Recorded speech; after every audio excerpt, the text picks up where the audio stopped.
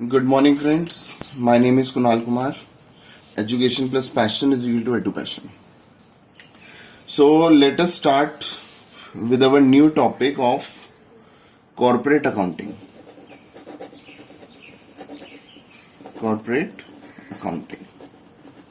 तो बच्चों आज जो हम टॉपिक स्टार्ट कर रहे हैं इट इज द क्लास 1 और we can say video 1 of chapter ESOP. ठीक है, ये इसॉप हम चैप्टर स्टार्ट कर रहे हैं. इसका पूरा नाम होता है एम्प्लॉइज स्टॉक ऑप्शन प्लान. ठीक है, तो हम इसका नाम लिख देते हैं employees stock option plan. This is called ESOP. ठीक है, अब इसॉप का मतलब क्या होता है हम थोड़ा सा आपको इसका मतलब समझाने की कोशिश करते हैं. जैसे आप किसी कंपनी में ज्वाइन करते हैं. ठीक है, आपने किसी कंपनी को ज्वाइन करा, आपने बहुत पढ़ाई करी, उसके बाद आपने एक्स लिमिटेड कंपनी को ज्वाइन कर लिया. अब एक्स लिमिटेड कंपनी क्या करती है, वो आपको स्टार्टिंग में 6 महीने या साल भर या 3 महीने कुछ भी ले लो, वो आपको ट्रेनिंग देती है. क्या देती है? ट्रेनिंग देती है. तो जब कंपनी आपको ट्रेनिंग देती है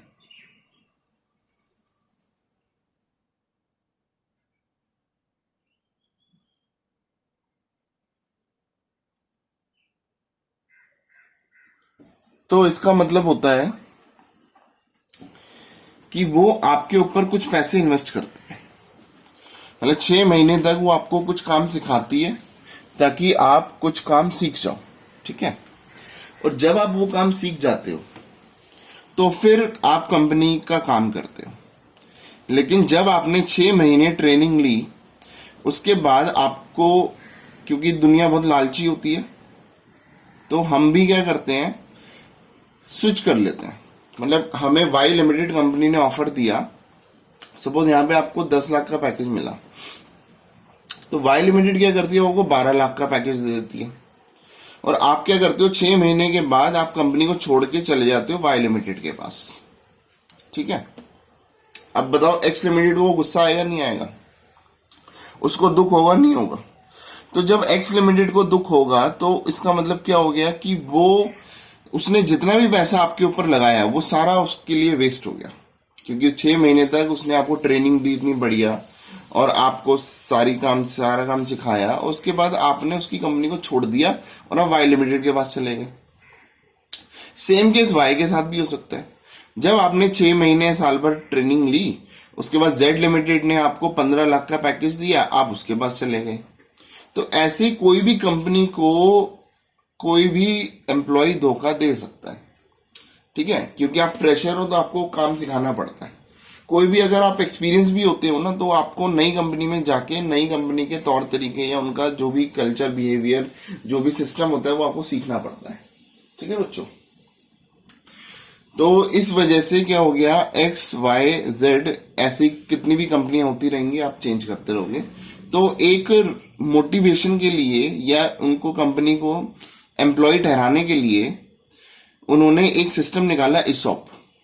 मतलब उन्होंने ये बोला कि अगर आप, जैसे सपोज एक्स लिमिटेड है, अब एक्स लिमिटेड क्या बोलेगी, मैं आपको 10 लाख का पैकेज देती हूं और मैं आपको ये बोलती हूं कि अगर आपने 3 साल तक काम करा तो 3 साल के बाद मतलब हम अभी आपको 10,000 शेयर दे देते हैं, 10,000 शेयर दे देते हैं फ्री में. सपोज एक शेयर है 100 रुपए का, तो हम आपको फ्री में दे देते हैं, या बहुत ही नॉमिनल वैल्यू मतलब सपोज 100 रुपए का शेयर मैंने आपको 2-4 रुपए में दे दिया या 10 रुपए में दे दिया. ठीक है, तो 10,000 रुपए शेयर मैं आपको इसॉप कर देता हूं, मैं दे दूंगा. लेकिन ये एक्सरसाइज कब होंगे, ये एक्सरसाइज होंगे 3 साल बाद. मतलब ये जो शेयर्स हैं ये आप 3 साल के बाद खरीद सकते हो. इसको बोलते हैं एम्प्लॉय स्टॉक ऑप्शन प्लान. ठीक है बच्चों, ये बात समझ आ रही है? तो चलो ये तो आपको थोड़ा बहुत क्लियर हो गया. उससे क्या होगा कि आप 3 साल तक काम करोगे तो आपको ये शेयर मिल जाएंगे. और अगर आपने सपोज 2.5 साल के बाद जॉब छोड़ दी तो आपको ये शेयर नहीं मिलेंगे. तो आप सोचोगे कि यार एटलीस्ट मैं 3 साल का टेन्योर तो पूरा करूं. जिससे जो चीज मुझे फ्री में मिल रही है, जिस चीज का मुझे बेनिफिट है, वो बेनिफिट तो मैं अवेल करूं। ठीक है, तो ये आपका होता है एम्प्लॉय स्टॉक ऑप्शन प्लान। अब एक क्वेश्चन के थ्रू, क्योंकि हम ये वाला जो भी चैप्टर पढ़ेंगे इसको हम क्वेश्चन के थ्रू ही सॉल्व करेंगे। ठीक है, जितने भी कंसेप्ट होंगे we will solve it through questions. तो हम पहला क्वेश्चन उठाते हैं। मैं क्वेश्चन लिखता हूं, आप भी मेरे साथ क्वेश्चन लिखते चलो। ठीक है, क्वेश्चन कह रहा है x limited announced 20,000 shares as ESOP. 20,000 shares as ESOP to the employees at free of cost on 1st January 2018. ठीक है, हमें जो वेस्टिंग पीरियड दिया हुआ है, ठीक है, वेस्टिंग पीरियड मतलब जैसे इसमें 3 साल का वेस्टिंग पीरियड था कि आपको 3 साल के बाद ही आप शेयर खरीद सकते हो, तो इसको बोलते हैं वेस्टिंग पीरियड। तो हमें जो वेस्टिंग पीरियड दिया हुआ है वो दिया हुआ 3 इयर्स। फिर हमें दिया होता है मार्केट वैल्यू, हमें एक चीज दी होती है मार्केट वैल्यू पर share on 1st Jan 2018, that is ₹60। और अगर आपको क्वेश्चन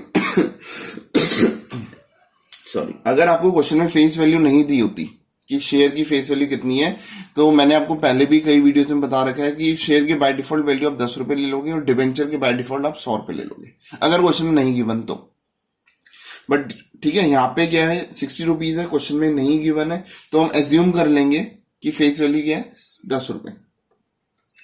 फिर क्वेश्चन कह रहा है मेक जर्नल एंट्रीज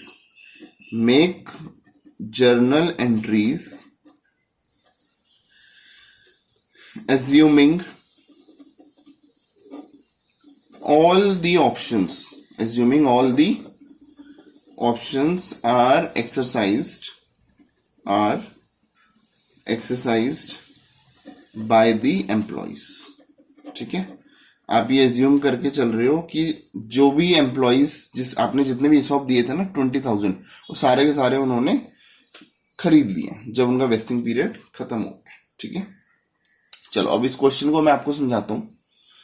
एक और पेज लेते हैं।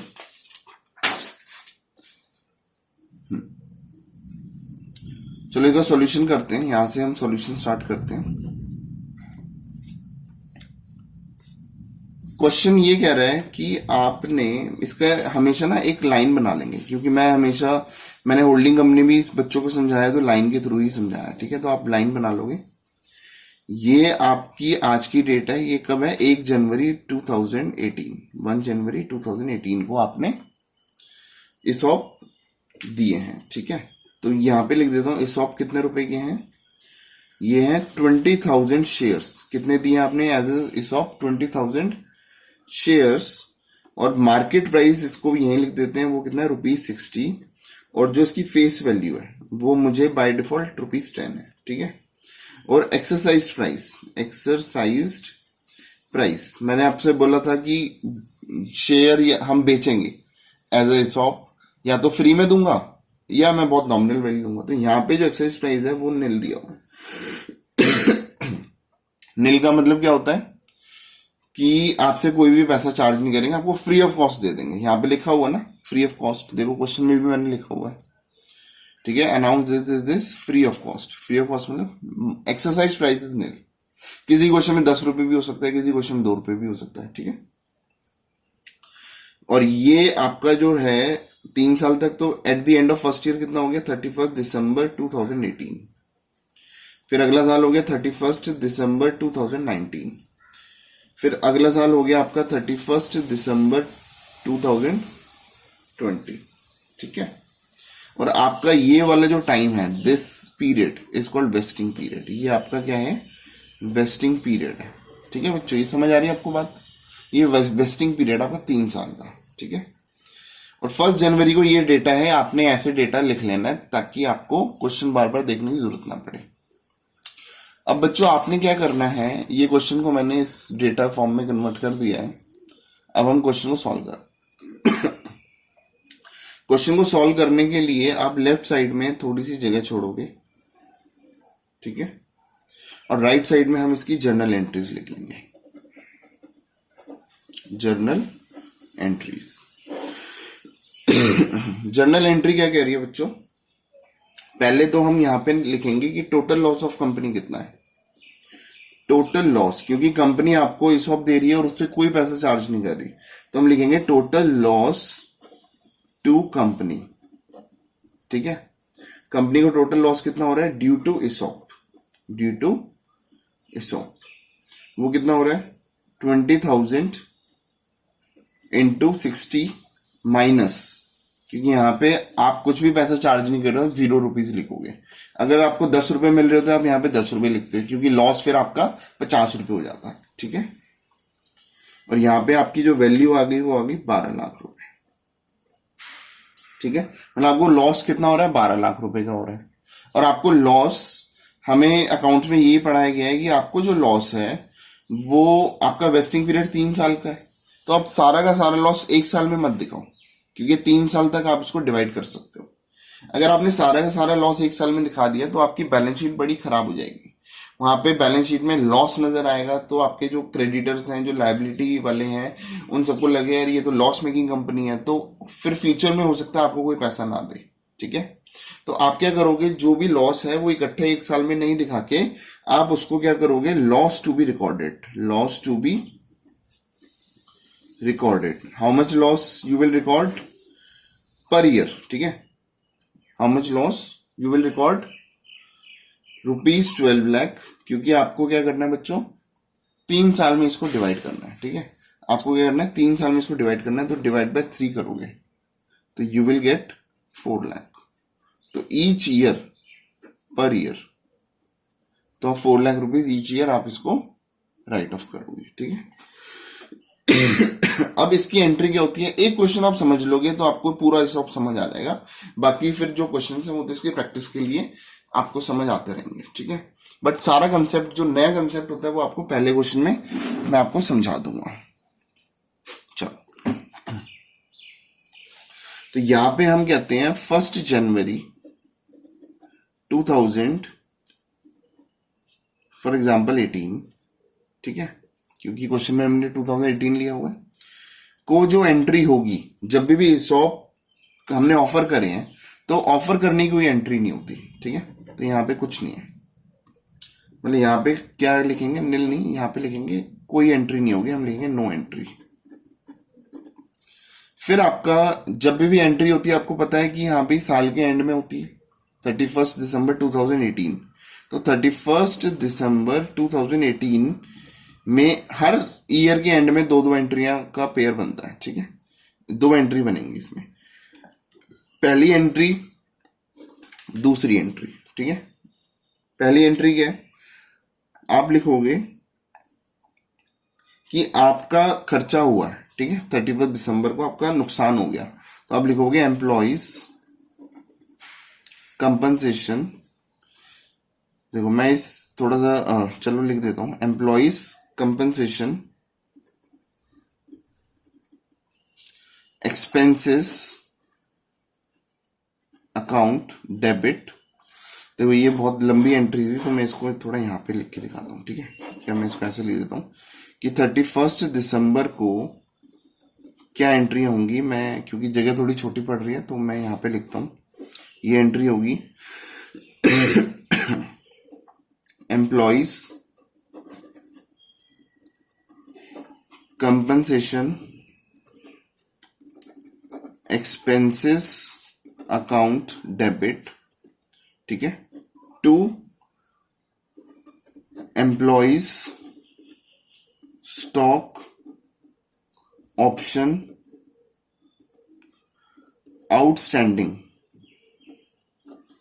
अकाउंट, ठीक है। कितना अमाउंट आएगा, पूरा अमाउंट मैं नहीं लिख पा रहा तो मैं इसको 4 लाख ऐसे शॉर्ट फॉर्म में लिख देता हूं, आपको जीरोस की टर्म में लिखनी है, ठीक है।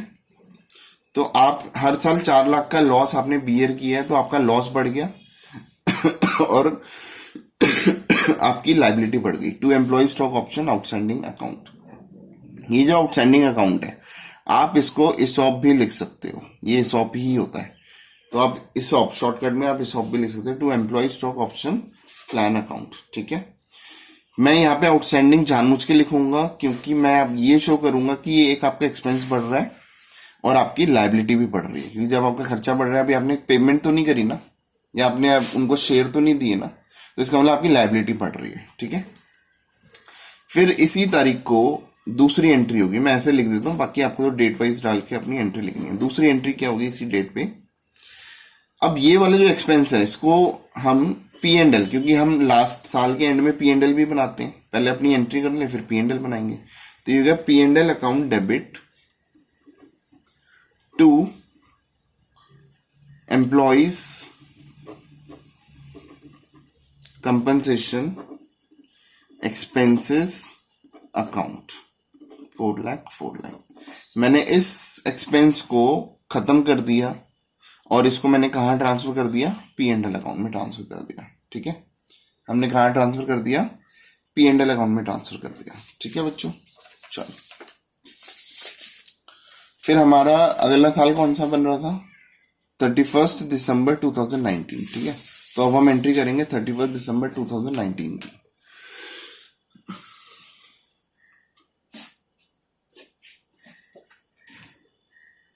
तो 31 दिसंबर 2019 में जो हमारी एंट्री होगी,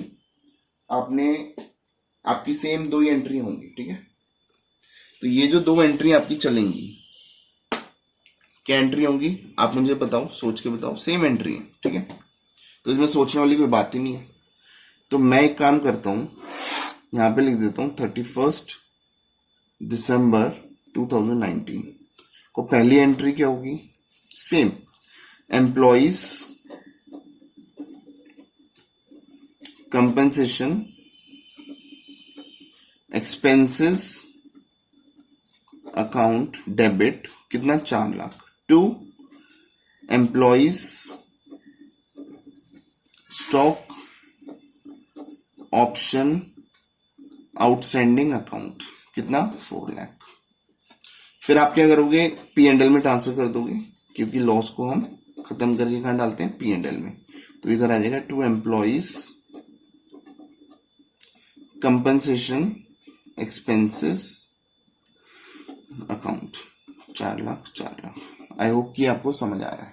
ठीक है, ऐसे ही क्योंकि हमने 3 साल में डिवाइड करना था, तो 1 साल, दूसरा साल, तीसरा साल, अब मैं आपको तीसरा साल लिख के दिखा रहा हूं। ठीक है, थर्ड ईयर कौन सा हो जाएगा बच्चों, हमारा थर्ड ईयर था 31 दिसंबर 2020। ठीक है, इसकी पहली एंट्री क्या होगी,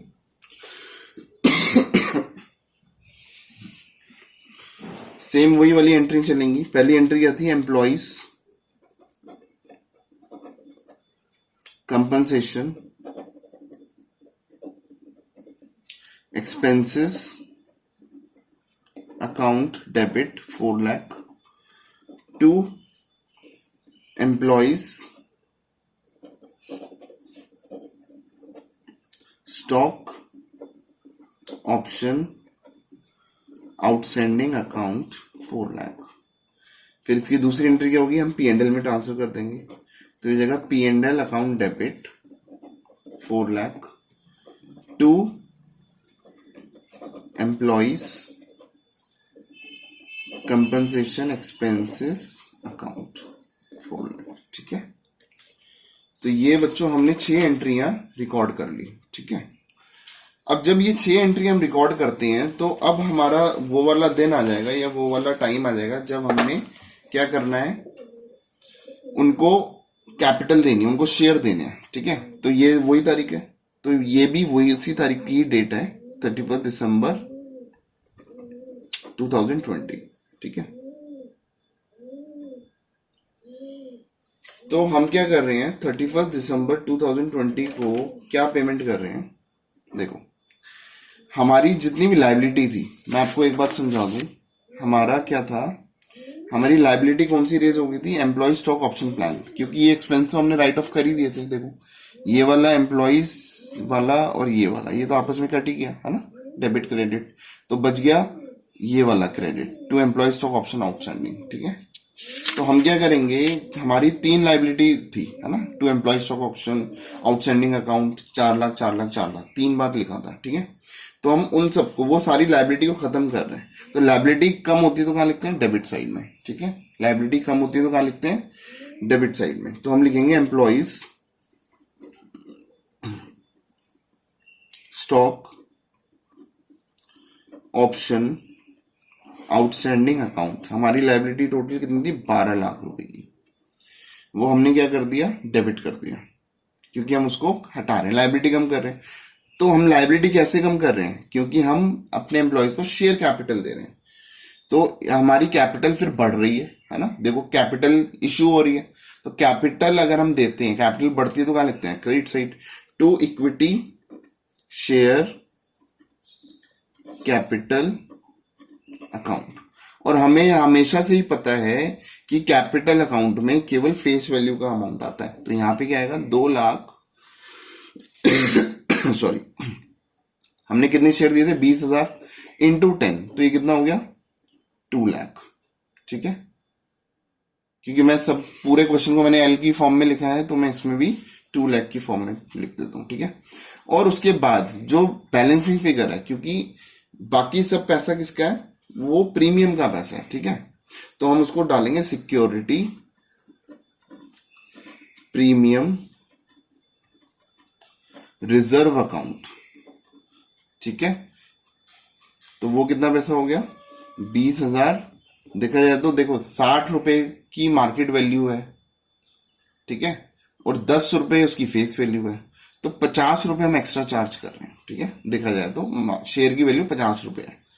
ठीक है, तो हम क्या करेंगे, यहाँ पे हो गया 10 लाख, वो आपका सिक्योरिटी प्रीमियम अकाउंट में जाएगा। हमेशा ध्यान रखना, यहाँ पे फेस वैल्यू का ही पैसा आता है, कभी भी आप नोटिस करना। ठीक है, तो ये आपका पहला क्वेश्चन हो गया। और कुछ बातें आपको ध्यान से सुननी है। ठीक है, कि जब भी हम लॉस को कैलकुलेट करते हैं कि लॉस कितना हो रहा है कंपनी को, तो वो लॉस कैलकुलेट करने के लिए आप हमेशा मार्केट प्राइस और एक्सरसाइज्ड प्राइस को कंपेयर करोगे। जैसे इस क्वेश्चन में मार्केट प्राइस था 60 रुपए और एक्सरसाइज्ड प्राइस कितना है? 0, क्योंकि आपसे कुछ भी पैसा नहीं ले रही कंपनी। ठीक है, और अगर मुझे किसी और डेट पे मार्केट प्राइस गिवन हो, सपोज 1 साल बाद मार्केट प्राइस ये है, तो उस मार्केट प्राइस की कोई रेलेवेंस नहीं है। आप क्वेश्चन में उस मार्केट प्राइस को कंसीडर नहीं करोगे। आपको किस मार्केट प्राइस को कंसीडर करना है? केवल उस टाइम पे जब आपको ESOP प्रपोज किए जा रहे हैं। ठीक है, जब आपको ESOP क्वेश्चन में ऑफर किए जा रहे हैं। और जो ESOP होता है वो हम कहां शो करते हैं? क्योंकि शेयर कैपिटल है तो शेयर होल्डर फंड में हम इसको शो करेंगे, और जो इसका सब हेड होगा वो रिजर्व एंड सरप्लस के अंदर चला जाएगा। ठीक है, चलो ये क्वेश्चन आपको समझ आ गया। ठीक है बच्चों, चलो अब हम दूसरा क्वेश्चन स्टार्ट करते हैं। अब मैं क्वेश्चन नंबर 2 स्टार्ट करता हूं, और फिर वो वाला क्वेश्चन भी अगर आपने समझ लिया तो most of the concepts are clear. ठीक है, ESOP कोई बहुत ज्यादा बड़ा चैप्टर नहीं होता, तो इसमें आपको बस ये कंसेप्ट समझने हैं। चलो अब हम करते हैं क्वेश्चन नंबर 2 स्टार्ट। यही क्वेश्चन है, मैं इसकी थ्योरी नहीं लिखवा रहा, मैं आपको डायग्रामेटिकली क्वेश्चन को शो कर रहा हूं। ठीक है, ये आपका टाइम पीरियड है 1 अप्रैल 2000 फॉर एग्जाम्पल 17 को आपको ESOP ऑफर किए गए कितने? 25,000 शेयर्स, जिसकी मार्केट प्राइस दी हुई है। मार्केट प्राइस कितना है? ₹50 पर शेयर, और आपको फेस वैल्यू दी हुई है ₹10 पर शेयर। और जो एक्सरसाइज प्राइस है वो आपको दिया हुआ है nil। इसका मतलब आपको फ्री में शेयर दिए जा रहे हैं। कितने में शेयर दिए जा रहे हैं? फ्री में शेयर दे रहे हैं। ठीक है, अब यहाँ पे क्या है, 1 अप्रैल की बात है, तो हमारा जो ईयर एंड हो रहा है वो हो रहा है 31 मार्च को, ठीक है। तो हम लिख देते हैं 31 मार्च 2017। अगला साल कौन सा है, 31 मार्च 2018, और अगला है 31 मार्च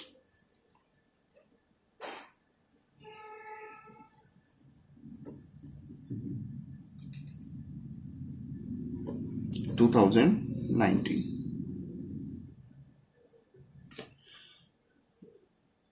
ओहो, थोड़ा सा गलत क्वेश्चन हो गया। 1 अप्रैल 2017 है, तो अगला आएगा 31 मार्च 2018, यहाँ पे 31 मार्च 2019, और यहाँ पे आएगा 31 मार्च 2020, ठीक है। I am so sorry. तो ये आपने ईयर्स लिख दिए, ठीक है। अब मैं दूसरे पेन से या मैं पेंसिल से इसको शो करता हूँ। कैसे शो करते हैं, देखो क्वेश्चन ये कह रहा था कि ये आपका जो वेस्टिंग पीरियड है, ये क्वेश्चन है, क्वेश्चन कह रहा है ये आपका वेस्टिंग पीरियड है। क्या है ये आपका वेस्टिंग पीरियड, मतलब आपको जो लॉस है वो 3 साल में डिवाइड करके दिखाना है, ठीक है। यहां पे कुछ एडिशनल इंफॉर्मेशन दी हुई है। यहां पे क्या एडिशनल इंफॉर्मेशन दी हुई है कि इस डेट पे, ये डेट क्या है, 1 अक्टूबर 2017, ठीक है। इस डेट पे 4000 ऑप्शंस कैंसिल हो गए, ठीक है। 4000 ऑप्शंस, मैं इधर लिख देता हूं, 4000 ऑप्शंस कैंसिल हो गए। फिर हम क्या करेंगे, इस डेट की बात करेंगे। ये डेट कौन सी है, 1 सितंबर 2018। इस डेट पे क्या हुआ है, इस डेट पे 2000 ऑप्शंस वो कैंसिल हो गए, मतलब 4000, जिस बंदे को 4000 शेयर दिए थे उसने जॉब छोड़ दी। यहाँ पे जिन लोगों को 2000 टोटल शेयर दिए थे उन्होंने जॉब छोड़ दी है, ठीक है। यहाँ पे क्या हो गया, इस तारीख को, ये क्या है, 1 नवंबर 2019। यहाँ पे क्या हो गया, 1000 ऑप्शंस कैंसिल हो गए। कितने, 1000 ऑप्शंस कैंसिल कर दिए, ठीक है। यहाँ पे 2000, यहाँ पे 4000। ये बीच बीच में लोग कंपनी छोड़ के भाग गए हैं। तो जब कंपनी छोड़ के भाग गए हैं, ठीक है, तो उनका ऑप्शंस उनको मिलेगा भी नहीं, ठीक है। और इस डेट पे क्वेश्चन ये मेंशन कर रहा है कि जो रिमेनिंग ऑप्शंस हैं, जितने भी रिमेनिंग ऑप्शन बचे हैं वो सारे के सारे खरीद लिए गए, मतलब all remaining options are exercised, ठीक है। चलो, ये भाषा तो आपको समझ आ गई होगी। ये आपका क्वेश्चन है, ठीक है। मैंने पेंसिल से इसलिए मार्क करा है ताकि आपको अलग से पता लग जाए कि हम क्या कर रहे हैं, ठीक है। चलो, अब बच्चों इस क्वेश्चन को करने के लिए हम क्या करेंगे, अब यहाँ पे अकाउंट्स में बड़ी प्रॉब्लम हो जाती है, तो हम इसको थोड़ा सा सॉल्व करेंगे।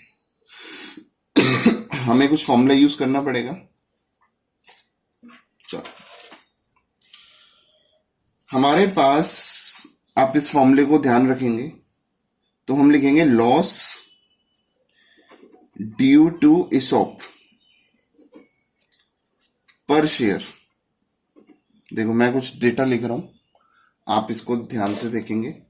हमें लॉस कितना हुआ है, लॉस हुआ है 50 रुपीज -0, ठीक है, क्योंकि 50 रुपए का मार्केट प्राइस है। मुझे देखा है तो 50 रुपए मिलने चाहिए, लेकिन मैं फ्री में दे रहा हूं, तो मुझे जो लॉस हो रहा है वो 50 रुपीज का हो रहा है। 50 रुपीज पर शेयर, ठीक है। अब हम फॉर्मूला लिखते हैं, ये फॉर्मूला आपको ध्यान रखना है।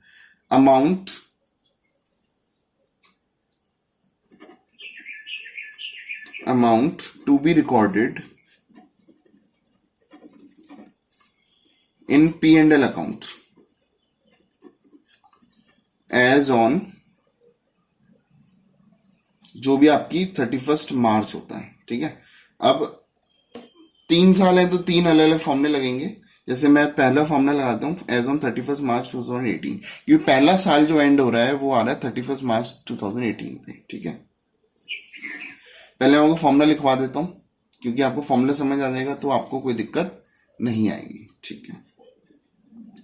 चलो, फॉर्मूला क्या रहा है, मतलब इसका आंसर इज इक्वल टू क्या होगा, existing options existing options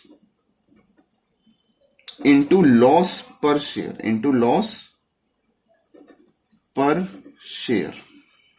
divided by total vesting period जो इस क्वेश्चन में कितना है 3 years। ठीक है, इनटू आप लिखोगे टोटल लैप्स्ड, कितने साल बीत चुके हैं, वेस्टिंग पीरियड मतलब कितने साल आप शो कर चुके हैं। ये तो पहला साल है, तो इसका मतलब यहां पे अगर मैं इस डेट की बात करूं, इस डेट पे 1 साल बीता है, तो इसकी वैल्यू 1 हो जाएगी। ठीक है, फिर इसके बाद माइनस, मतलब ये बन गया एक फॉर्मूला। माइनस करते हैं टोटल एक्सपेंसेस, माइनस करेंगे total expenses recognised in P&L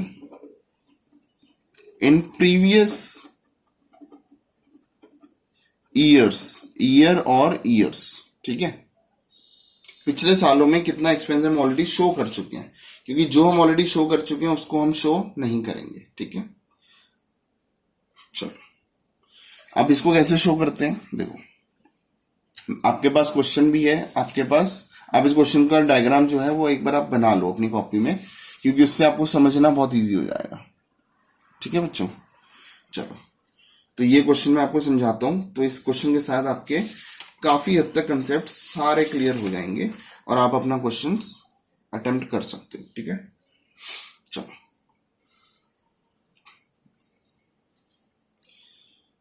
अब ये 2018 वाला था, फॉर्मूला तो सब में यही लगेगा, बट मैं 2018 के लिए अगर मैं निकाल रहा हूं, ठीक है, चलो मैं इधर यहां पे शो कर देता हूं, इसको मैं डैश डाल देता हूं कि ये फॉर्मूला हो गया है ना। ये तो मैंने एक जनरल फॉर्मूला बना दिया, डैश डैश डैश, कोई भी ईयर हो। अब मैं निकाल रहा हूं 31 मार्च 2018 में कितना अमाउंट रिकॉर्ड करेंगे P&L में। ठीक है, वो अमाउंट हम निकाल रहे हैं। अब देखो आप मुझे बताओ एग्जिस्टिंग ऑप्शंस कितने हैं। देखो यहां तक जाते जाते 25,000 शेयर थे स्टार्टिंग में, यहां तक जाते जाते कितने शेयर्स रह गए, 4,000 कैंसिल हो गए, तो कितने शेयर रह गए, यहां तक आते आते 21,000 शेयर रह गए। देखो यहां तक आते आते 21,000 शेयर रह गए। ठीक है, तो एग्जिस्टिंग ऑप्शन कितना है बताओ, मैं क्या लिखूं, एग्जिस्टिंग ऑप्शन कितना लिखूं, तो मैं लिखूंगा 21,000। ठीक है, लॉस पर शेयर हमने निकाला ही, वैसे ही पेज पे लॉस पर शेयर है, कितना रुपीज है 50, divided by total vesting period. कितना टोटल वेस्टिंग पीरियड कितना है, देखो 3 साल था ना। देखो ये इसको ध्यान रखो पेन से, 1 साल 2 साल 3 साल। ठीक है, 3 साल का वेस्टिंग पीरियड है, तो यहाँ पे क्या लिखेंगे, टोटल वेस्टिंग पीरियड 3 years। ठीक है, 3 साल में डिवाइड करना है। कितने अभी तक लैप्स हो चुके हैं इस डेट तक, अगर मैं इस डेट की बात करूं कितने साल जा चुके हैं, 1 साल। इस डेट तक 1 साल खत्म हो चुका है, तो ये 1 आएगा। ठीक है, ये हो गया। ठीक है, माइनस टोटल एक्सपेंसेस रिकॉर्डेड, अभी तक कितने एक्सपेंस मैं रिकॉर्ड कर चुका हूं, ये तो सर पहली बार ही कर रहा हूं, तो अभी तक मैंने 0 एक्सपेंस रिकॉर्ड करा हुआ है। सो अगर आप इसको सॉल्व करते हो तो आपका आंसर आएगा 3,50,000। तो पहले साल में जो आप P&L में दिखाओगे वो इतना अमाउंट है। ठीक है, this is amount to be recorded in P&L as on 31 March 2018। ठीक है बच्चों, चलो ऐसे मैं तीनों साल का निकाल देता हूँ। 31 मार्च 2019 में कितना अमाउंट रिकॉर्ड होना है, मैं फॉर्मूले में डाल के निकाल देता हूँ। मुझे आप ये बताओ कि यहां तक सेकेंड ईयर, ये सेकेंड ईयर का एंड है, यहां तक पहुंचते पहुंचते कितने शेयर रह गए, सर 21,000 थे यहां तक, 21 में से 2,000 और कम हो गए, तो बताओ यहां पे एग्जिस्टिंग कितने हैं, 19,000। ठीक है, तो मैं काम करता हूं, फॉर्मूले में भी इधर डालूंगा, एग्जिस्टिंग कितना है 19,000, लॉस पर शेयर 50, 3 साल का वेस्टिंग पीरियड है, और यहाँ पे टोटल लैप्स्ड वेस्टिंग पीरियड। ठीक है, इसका मतलब कितने वेस्टिंग पीरियड आपके जा चुके हैं। ठीक है, टोटल लैप्स कितने हो चुके हैं, तो आप लिखोगे सर इधर 2 साल जा चुके हैं। ठीक है, देखो बार बार दिखा रहा हूं, यहां तक 1 साल और ये दूसरा साल, 2 साल खत्म हो चुके हैं। ठीक है, और यहाँ पे जो आपने कितना अमाउंट ऑलरेडी शो करा हुआ है, ये वाला अमाउंट हमने शो या P&L अकाउंट में ऑलरेडी शो करा हुआ है, तो ये तो टोटल आ गया। टोटल में जितना आपने एक्सपेंस में डाल दिया, आप उसको माइनस कर दो, तो अगर मैं इसकी कैलकुलेशन करूं तो इसकी हमारे पास कैलकुलेशन आ रही है सॉरी, हाँ, तो पहला अमाउंट कितना आ रहा था 3,50,000। अगर मैं इसको कैलकुलेटर सॉल्व करता हूं तो ये जो वैल्यू आ रही है, ये वैल्यू आ रही है 283,333, ठीक है। फिर नेक्स्ट ईयर 31 मार्च 2020, यहाँ पे देखो कितना लैप्स, कितना एग्जिस्टिंग पीरियड है, कितना एग्जिस्टिंग शेयर है, 1,000 और माइनस हो गया, तो यहां तक आते आते 18,000 शेयर ही बचे। कितने बचे? 18,000। तो मुझे बताओ अब मेरा जो फॉर्मूला है, ठीक है, अब मेरा जो फॉर्मूला है वो क्या कहेगा, देखो यहाँ पे हो गया 18,000 into 50 divided by 3 into 3 minus कितना, दिस प्लस दिस, ठीक है, माइनस जो ऑलरेडी शो कर चुका हूं, तो मैं इधर लिख दूंगा 3,50,000 प्लस 283,333, इन दोनों को माइनस करेंगे तो जो हमारा आंसर बचेगा 266,667। ये हमें तीसरे साल में P&L में शो करना है, ठीक है। तो ये 3 साल के आपके P&L के शो करने के अमाउंट आ गए। अब आप जर्नल एंट्री बनाओगे, ठीक है। चलो मैं जर्नल एंट्री आप सबसे ओरली डिस्कस कर लेता हूं। पहली एंट्री क्या होगी हमारी, जब बताओ, देखो चलो ये क्वेश्चन में उठाता हूं, ये क्वेश्चन उठा रखा है और ये हमने कैलकुलेशन करी हुई है, ठीक है बच्चों, ये क्वेश्चन उठा रखा है, ये कैलकुलेशन है। मैं आपसे जर्नल एंट्री ओरली पूछता हूं, आप मुझे ओरली बताते रहो। 1 अप्रैल की एंट्री होगी? नहीं सर, कोई एंट्री नहीं होगी। 1 अक्टूबर की एंट्री होगी? नहीं सर, 1 अक्टूबर की भी कोई एंट्री नहीं होगी, ठीक है, क्योंकि एंट्री होगी 31 मार्च को। पहली एंट्री हर साल की 2 एंट्री होती है। पहली एंट्री होगी employees compensation expense account debit, कितना, 3,50,000 to employ stock option outstanding account, that is 3,50,000। दूसरी एंट्री होगी P&L account debit to employees compensation expenses account, that is 3,50,000, 3,50,000, ठीक है। जो पहले क्वेश्चन की एंट्रियां चलेंगी तो मैं उसको लिखवा नहीं रहा। सेकेंड ईयर की एंट्री होगी, वही सेम एंट्री चलेंगी, अमाउंट आ जाएगा 283,333, 283,333। थर्ड ईयर में भी हमारी एंट्री सेम चलेंगी, अमाउंट 266,667 आता रहेगा, ठीक है। 3 साल की दो एंट्रियां तो कवर हो जाएंगी। अब मैं आपको जो थर्ड ईयर के एंड में, मतलब 31 मार्च 2020 में एक अलग से एंट्री भी बनेगी, तो वो एंट्री मैं आपको करके दिखा रहा हूं। हमने करा था ना लास्ट वाले ईयर में एक एंट्री एक्स्ट्रा बनती है, वो एंट्री क्या होगी, हमारे कितने लाइबिलिटी अकर हो चुकी थी, employees stock option outstanding account, कितनी लाइबिलिटी हमारी रेज हो चुकी थी, तो वो क्या करोगे, 3 अमाउंट को टोटल करोगे। कितना? 3 अमाउंट को टोटल करोगे। या तो आप इन 3 अमाउंट को टोटल करो, या आप डायरेक्ट ये लिख सकते हो कि आपने कितना, देखो 18,000 शेयर लास्ट में दिए, ठीक है, और मार्केट वैल्यू कितनी है, मतलब लॉस पर शेयर कितना था, 50, ठीक है, सॉरी मार्केट प्राइस कितना था, 50। तो अब आप इधर क्या लिखोगे, 18,000 इंटू 50 कितना हो गया, 9 लाख। और अगर हम इन तीनों को टोटल भी करते हैं, ये है 3,50,000 प्लस 283,333 प्लस 26,667,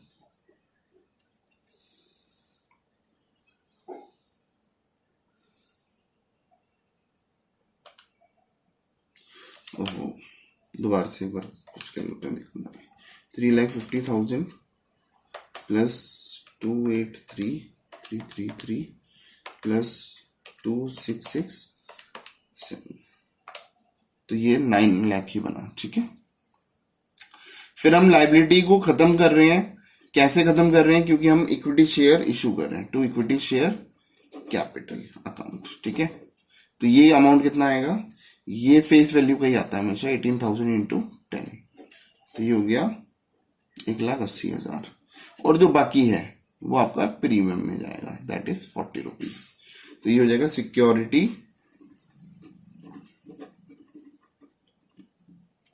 अकाउंट, ठीक है। हाउ मच, 7,20,000, ठीक है बच्चों। तो आई होप कि आपको समझ आया। और अगर आपको अकाउंट बनाने को बोला जाए, अगर आपको ये बोला जाए कि आप अकाउंट बना के दिखाओ, तो चलो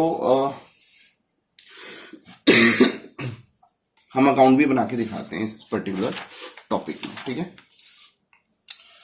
ये आपको फिगर्स तो याद ही होंगी, तो मैं अलग से अब केवल अकाउंट बना के दिखा रहा हूं। अकाउंट कह रहा है आप बनाओगे एम्प्लॉइज कंपनसेशन एक्सपेंसेस अकाउंट, ठीक है। फिर आप बनाओगे एम्प्लॉइज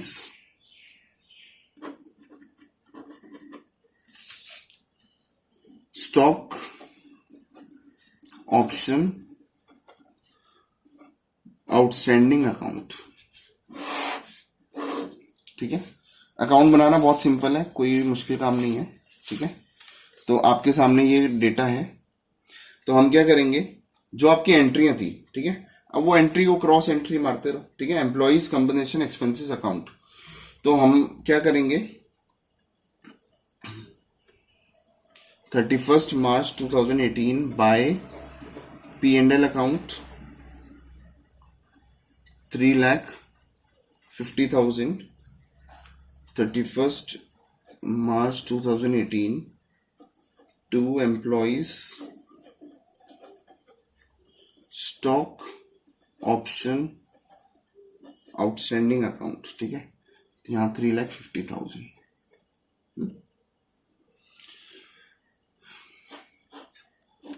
फिर नेक्स्ट 31 मार्च 2019 बाय P&L कितना अमाउंट था, 283,333, ठीक है।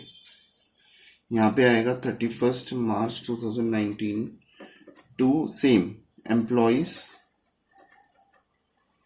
स्टॉक ऑप्शन आउटस्टैंडिंग अकाउंट, तो ये होगा 283,333, ठीक है। जो एंट्री, जो हमने जनरल एंट्री करी है, आपको उसी की एंट्री करनी है, ठीक है, उसी की पोस्टिंग करनी है। फिर आ जाएगा 31 मार्च 2020 बाय P&L अकाउंट, तो उसका जो अमाउंट था वो था 266,667, तो यहाँ पे हो जाएगा 31 मार्च 2020 टू सेम यही हो जाएगा 266,667, ठीक है। चलो, अब अगर मैं आपसे बोलूं employ stock option outstanding account बनाना है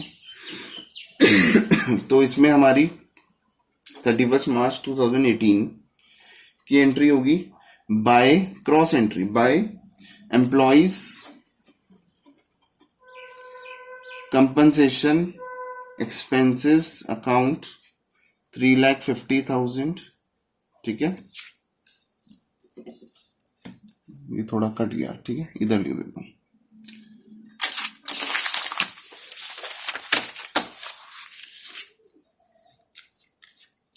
और इधर हमारे पास क्या आ जाएगा, 31 मार्च 2018 को टू बैलेंस CD, ठीक है, 3,50,000। फिर सेम एंट्री चलते रहेंगी, ये 19 की चलेगी, सेम एंट्री मैं इधर लिख देता हूँ, अमाउंट बस चेंज, देखो यहाँ पे क्या, चलो पूरा लिख के दिखाता हूँ। बाय, इधर आ जाएगा बाय बैलेंस CD का बैलेंस, BD इधर आएगा बाय बैलेंस BD, ठीक है। तो ये हो गया 3,50,000 क्योंकि यहाँ पे बैलेंस बच रहा है, ठीक है। और फिर इधर लिखेंगे by employees compensation expenses account, तो ये हो गया 283,333, ठीक है।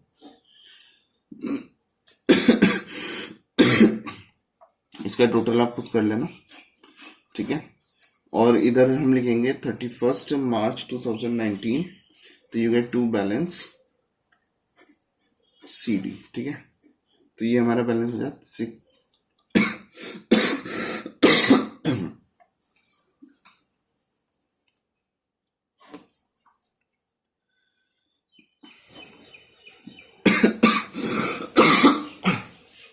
आज गला बहुत खराब है।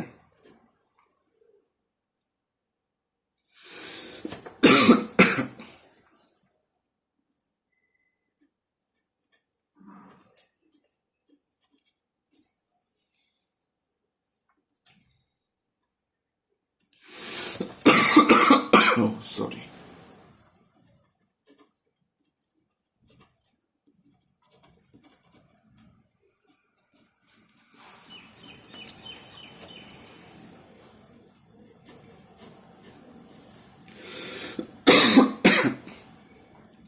लास्ट जो एंट्री होगी उसमें हमने क्या किया है, टू इक्विटी शेयर कैपिटल,